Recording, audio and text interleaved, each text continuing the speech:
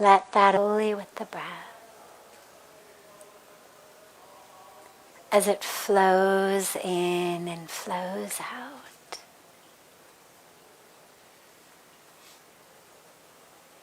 Don't try to change it. Just allow that awareness to merge with it.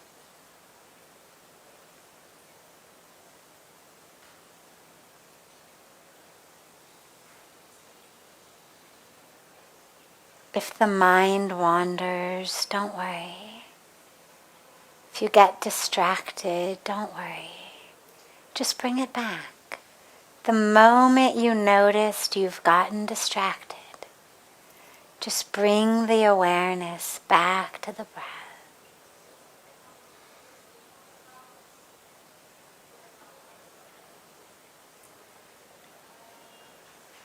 As you inhale, feel that you are breathing in that sacred energy. The energy flowing across the tops of the Himalayas, blowing over the waters of Mother Ganga, and flowing into you.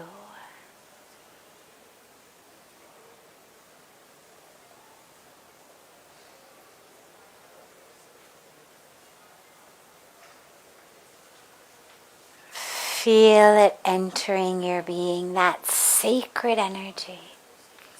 The same air that's been breathed by the sages and the saints and the rishis.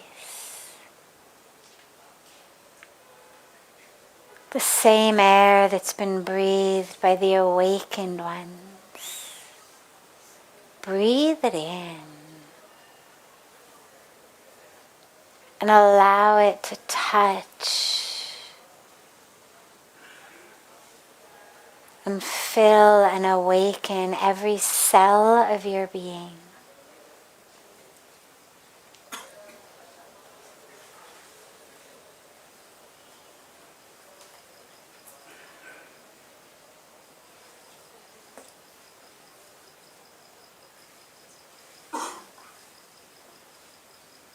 Feel that sacred energy flowing in.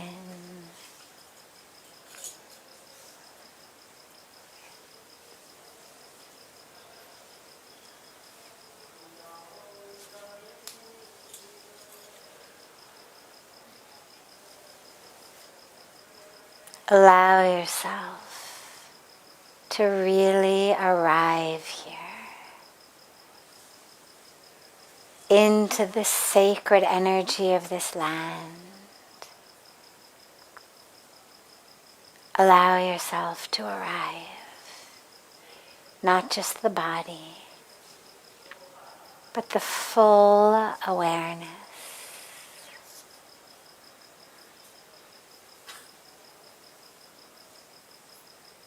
Bring the palms gently to chest level and rub them gently against each other.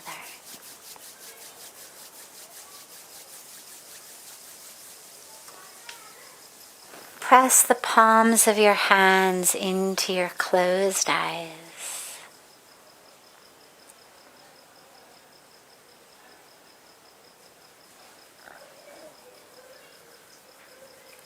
Gently lower the hands and open your eyes.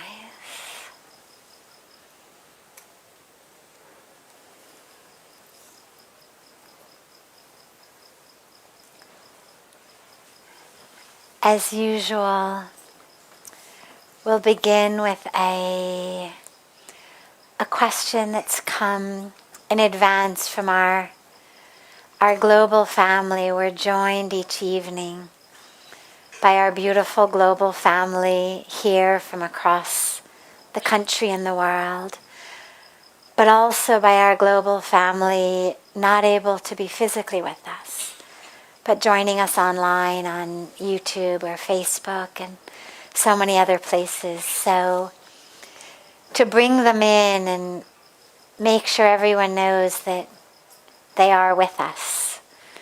We begin with a question that's come from them and then open it up to any questions that anyone here may have.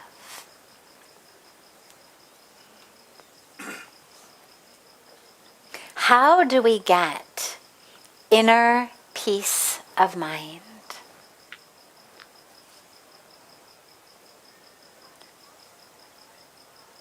By letting go of that which is stealing our peace.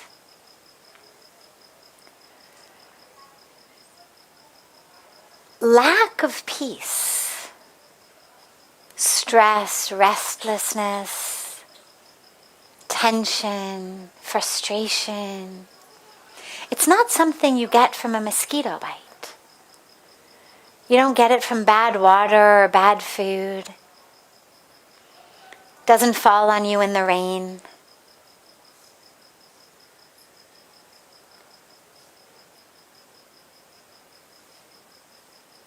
It's all from within. We act like somehow the world around us is responsible for our lack of peace. So frequently we say things like, I was in such a good mood, and then you came home. Or I was feeling so peaceful until you started to talk to me. Why couldn't you have stayed away? Why did you have to say that? Why did you have to do that? You ruined my good mood. You ruined my peace. No. Someone can snatch your handbag or your wallet if you're not paying attention. But no one actually can snatch your peace or your joy. It's not like they can reach in your pocket and get it from within you. We willingly, we give it up. And so how do we get peace of mind?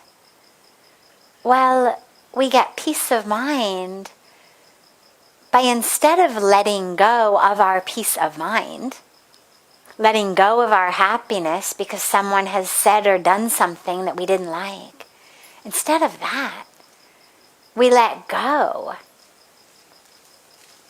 of the attachments, of the expectations about how other people are going to act, about how the universe is going to behave. And when we let go of that, then our peace of mind stays. When we realize that our peace of mind is threatened, not by the mosquito, not by the water or the food or the rain, but it's threatened by our own egos. It's threatened by our own sense that says, this is what I want, how I want it, when I want it. And when I don't get it, or if I think I'm not going to get it, or if I'm just worried that maybe I won't get it, if it seems like something's happening that I'm not going to get it, we throw our peace of mind into the pot. So that's up to us. Doesn't mean that the universe is going to do what you want. There's no teaching I know of, no scripture I know of, no mantra, shloka, word of God that I know of, in which God says, be a spiritual person and everything's going to go your way. Be a spiritual person. No one you love will ever get sick or die. You'll never get fired. No one will ever leave you. No one will ever cheat you or betray you. In fact, the stories of the scriptures so much are the opposite, right? It's the good guys who are always the one getting picked on, getting stolen from, getting pushed around. And they're here, I think, to teach us and remind us that spirituality is not an inoculation against loss or cheating or betrayal or sickness. Doesn't say, oh, chant this many malas of japa every day and the stock market is always going to go in exactly the direction you want it to. Do your meditation. Do abhishek, do yoga, do puja, do seva, do arti, do prayers. And yeah, you're going to become president of that company. Don't worry about it. No one will ever lie to you. No one will ever cheat you. Of course not. They don't go together. People are going to do what people are going to do. What spirituality does is it helps us maintain our peace of mind, regardless of what happens, because spirituality gives us clarity. And we realize my freedom, whether we say moksha, jiva mukti, my peace, my truth, my joy, my bliss, is much more precious than getting everyone around me to say and do what I want them to. If in order to get everyone to behave, I've got to lose my peace because I have to keep yelling at them, keeping them in line, scolding them, punishing them, getting angry, crying, throwing temper tantrums, slamming doors, sulking, giving silent treatment, right? These are all the things we do. We become aggressive or we become passively aggressive. But in both cases, we've lost. Even if we're just passive aggressive, we're not in peace. And so spirituality gives us the clarity to say that peace is far more important than getting everyone else in line. That peace is far more important than ensuring that everyone else does what I want them to do. That peace is me. And so we choose it. It's very simple. It's not easy. Simple and easy are not the same. It's very simple. And it's not easy just because we've been trained otherwise. It's just like changing a habit. We're so used to getting upset.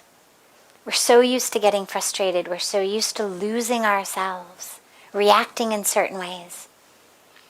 So it just takes a little while to first change how we prioritize. What is your highest priority? And ask yourself this. What is my highest priority? Is it to get everyone else to do what I want them to do? Or is it to be in peace? What's my highest priority? We spend way too much of our life focused on what other people are doing. You notice it even in satsang. One person moves and 50 heads turn. This is human nature. Right? Satsang chal rahe, ya dhyan chal rahe, ya Ganga ji ki aarti chal rahe. And how quickly we are distracted.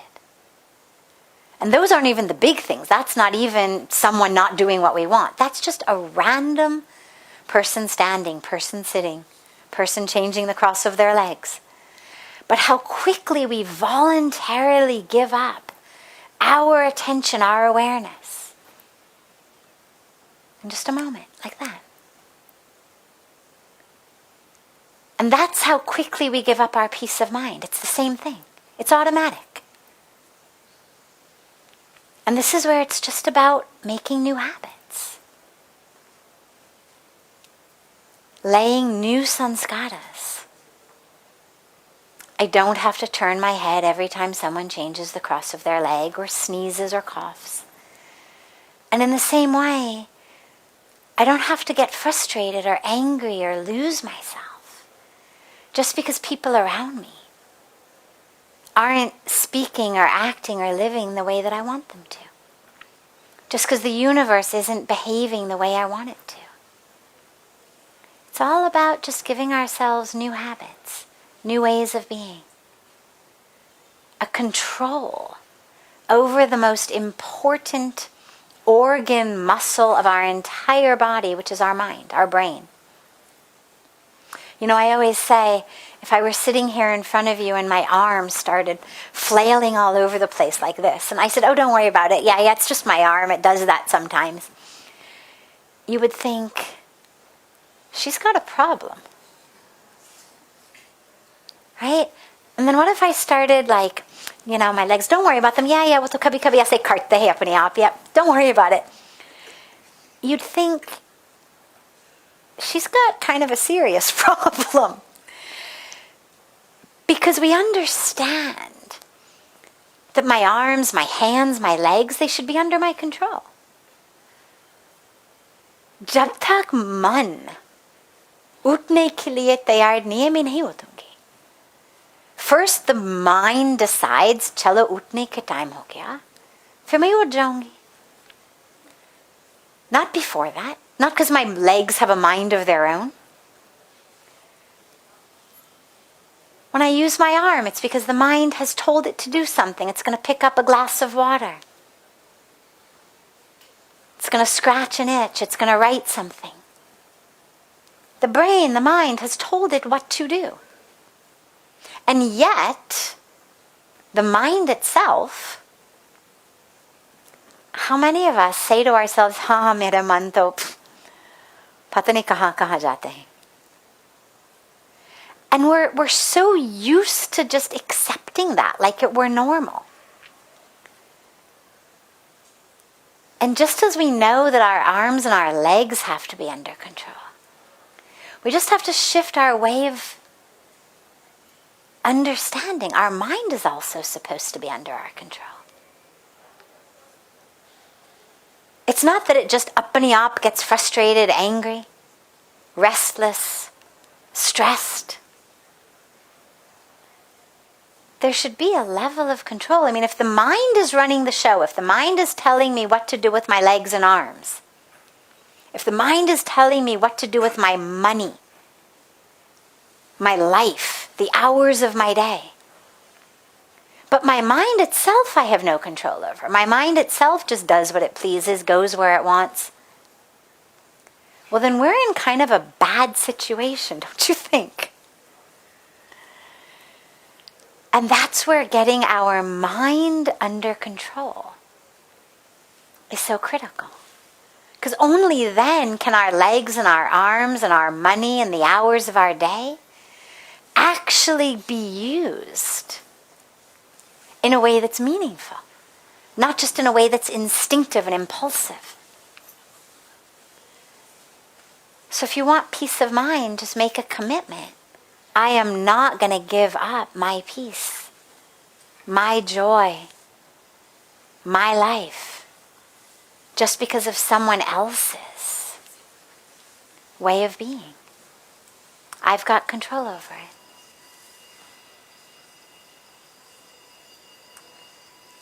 Are there any questions that anyone here has? Yes.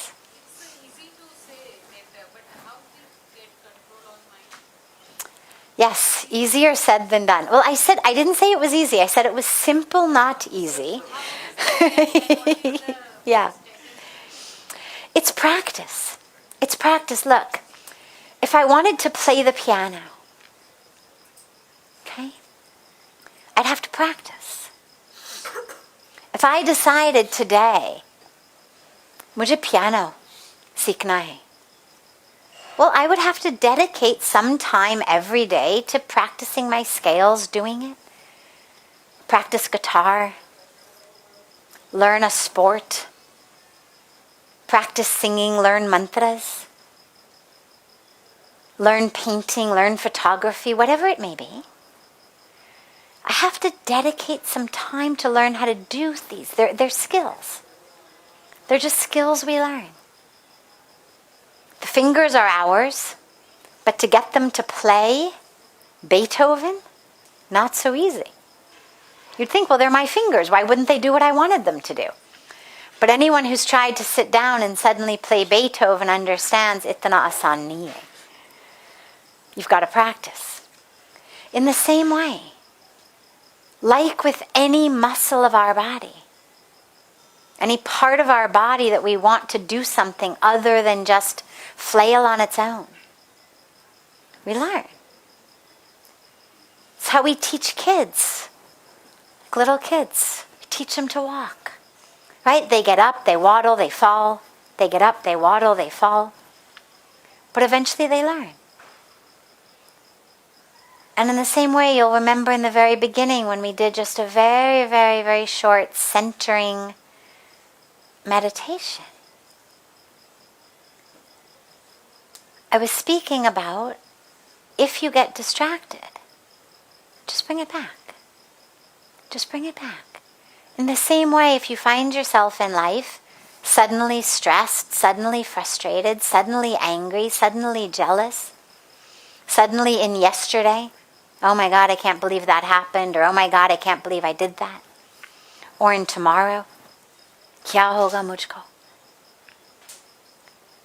Playing conversations. How many of us do that, right? We have conversations in our head 100 times that never actually happen in real life, but we've practiced them so many times because we think ki aise hoga. But then it doesn't happen.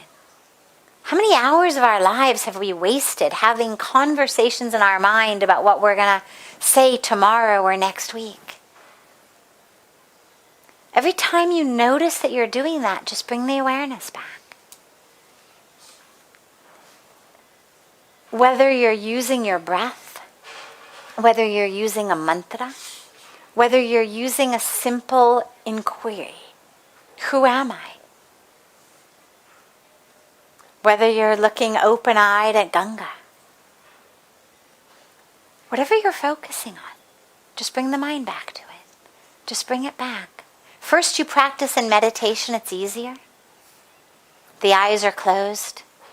Hopefully your surroundings are somewhat quiet. But then the inner noise is on. You'll get distracted, you bring it back. You'll get distracted, you bring it back. You'll get distracted, you bring it back. And what that does is not only does it give you a deep meditation practice, but it trains the brain to do that in your life. So then, even when your eyes aren't closed, you're not in a silent room sitting cross-legged. If you find that you've been distracted, or you find that you've wandered off into yesterday or tomorrow, or anxiety or aggression, fear, you just bring the mind back.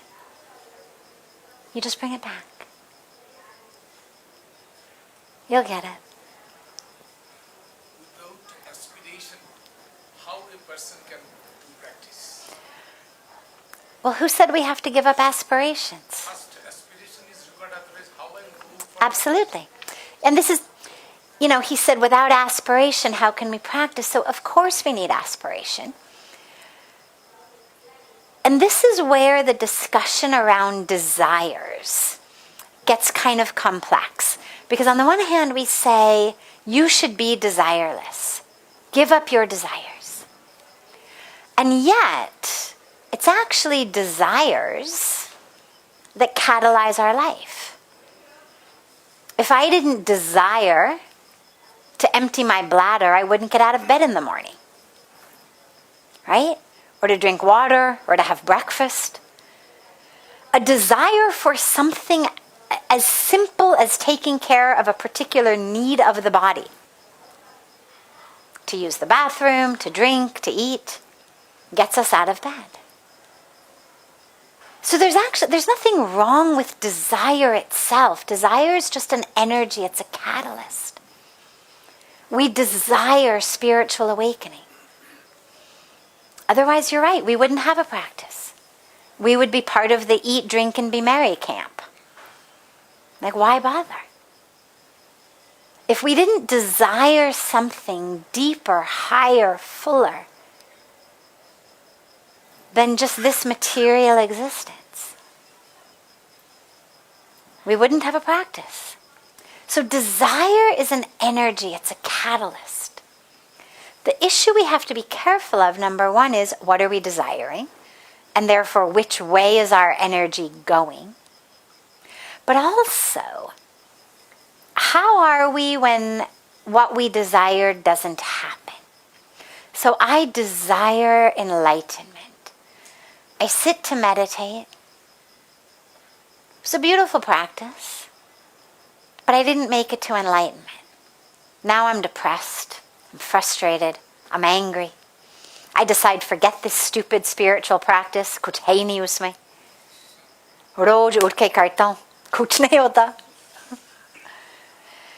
Then, not only have I lost the benefit of my spiritual practice, but I've lost my peace of mind. Would have been better off sleeping in an hour. At least you wake up kind of fresh. So, we desire, beautiful. Yes, desire it, use that energy. But when what you desire doesn't happen, that's the very subtle piece of how do you have a desire, but recognize that the fruits of that are not in your hands. I desire that there should be justice in the world, that there should not be world hunger, that there should not be climate change, that no woman on earth should die in labor because she doesn't have access to medical care, that no children should die of starvation, that there should be no domestic violence. These are all things I desire. But if at the end of every day, when I realize, whether it's because I opened Google News or I turned on the TV or I just kind of intuited it, and I realize, well, terrorism hasn't stopped. Children died today of hunger. Women died in labor. Our water was getting more and more polluted. If I couldn't sleep because I was so angry, and I couldn't eat because I was so upset, it doesn't serve anyone. I'll tell you a personal story about this. When I had first come to India, I had been here maybe a year. Pujya Swamiji took me to see about 10 schools in a slum area. Amazingly, as a separate point, that slum area is now Gurgaon. At the time, 25 years ago, Gurgaon was a slum outside of Delhi. And it's always funny to think about that now. But he took me to see these schools because he knew that I wanted to work for children. And these schools were all in horrible slums. Matlab, the type that quintessential third world slums. People are living in, tents and scraps and whatnot, sleeping outside. No one has anything. And I cried all day. We come back, I cry. It's time for dinner. He says, have your dinner. I'm sobbing. He says, are your tears helping them? No, but oh my God. And he says, your tears are only helping your own ego. You feel like I'm such a compassionate person. Look, I can't eat my dinner because these children are so poor. But you're not actually helping them. No child is getting dinner or an education or a sweater or shoes because you can't eat or sleep. He said, if you really want to help them, eat your dinner, go to sleep early, get up at 5 o'clock tomorrow morning and figure out a way to raise money to sponsor these 10 schools. Now I share that story here because I had a desire. It was a pure, beautiful, compassionate, loving, altruistic desire. The desire is children shouldn't suffer. And there before my eyes, it's going to make me cry 25 years later just to think about it. Before my eyes, were these kids in the most horrible conditions with nothing. And yet, it was critical for me to realize that the fulfillment of that desire on a global level was not in my hands. Yes, I was going to be able to, by God's grace, do something for these particular kids in these slum areas. But there's still kids all over the world suffering. But if I spent my life not being able to eat dinner or go to sleep, I would be miserable. And I wouldn't actually be able to help them. Because when you're starving and overtired, you're not of much use to anybody. And this is where, when we have an aspiration, whether it's for ourselves, and you'll notice that I've chosen only very positive aspirations. We know that obviously the other types of desires are problematic, but real beautiful aspirations, have them, use them as catalysts to get out of bed, to meditate, to live your life in accordance with the truth of who you are, to live your life as an instrument of the divine here on earth. But recognize that actually, from your own enlightenment to ending world hunger and everything in between, the fulfillment of that is not in your hands. Which means that when it doesn't happen, or when it doesn't happen today, it still may happen tomorrow, but when it doesn't happen today, I don't lose myself. I don't become angry, miserable, frustrated, and lose everything. So that's the subtlety in working with these aspirations. We have them, and then we surrender them. We have them, we work for them, and surrender them. Beautiful. Does anyone else have a question? Okay. Yes, ma'am. In life, how important it is to be financially well off, to be happy and confident. Okay. Last question. How important is it to be financial? Yeah, I heard. I was just repeating it for others. How important is it to be financially well off in life in order to be happy? It's important on a very basic level. If you don't know where your next meal is going to come from, if you don't have a roof over your head, if you don't have money for medicine for your family members, unless you are truly a saint, a sage, a rishi, an enlightened being, it's going to be very difficult for you to be deeply happy.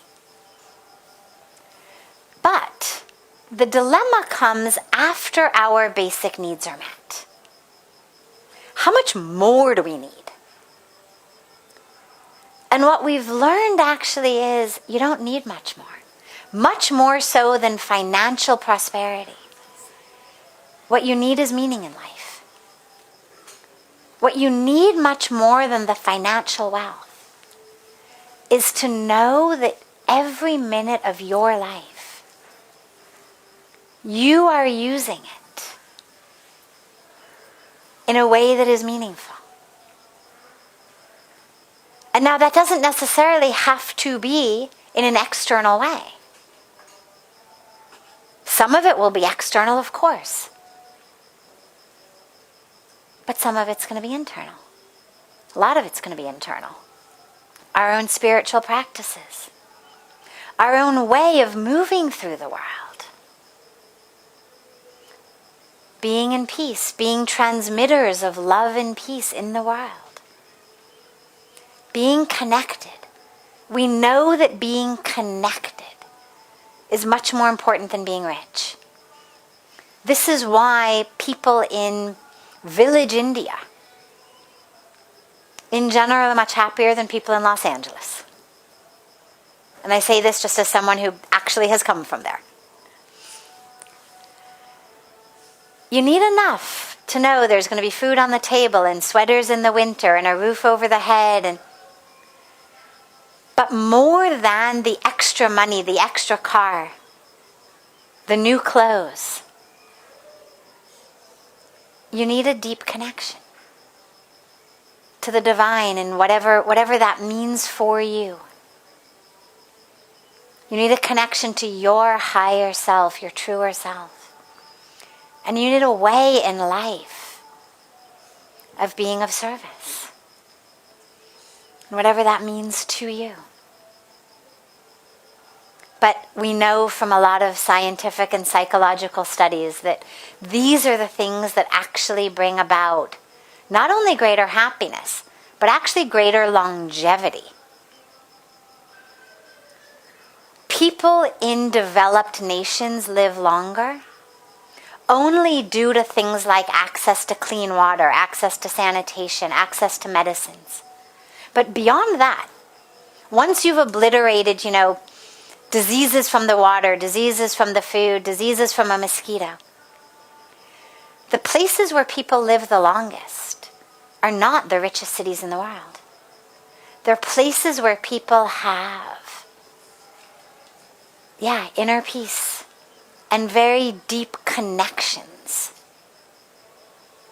to themselves, to the land, to the creation, to their communities. So A, it makes you happier, and B, it actually makes you live longer. आपका हम कल ले लेते हैं. Have a beautiful, beautiful rest of your evening. Beautiful day tomorrow. And a beautiful morning and day for our family joining us from around the world. We will not be having satsang tomorrow because tomorrow we have a very, very special program on the banks of Ganga that's actually going to go late. It'll probably go till 7:30 on the banks of Ganga. I encourage everybody to join us. It'll be during the Aarti with world famous singers joining us for the release of a Ganga anthem.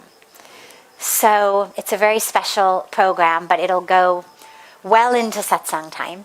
So we will gather back together day after tomorrow, on Saturday the 20th.